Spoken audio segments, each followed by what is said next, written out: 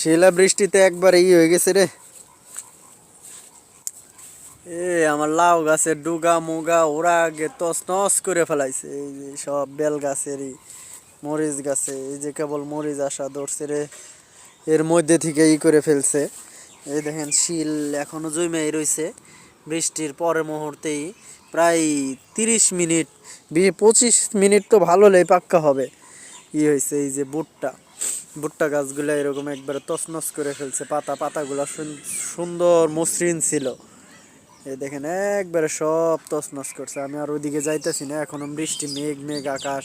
এই যে আকাশে মেঘ এখনো জমে রয়েছে রয়েছে।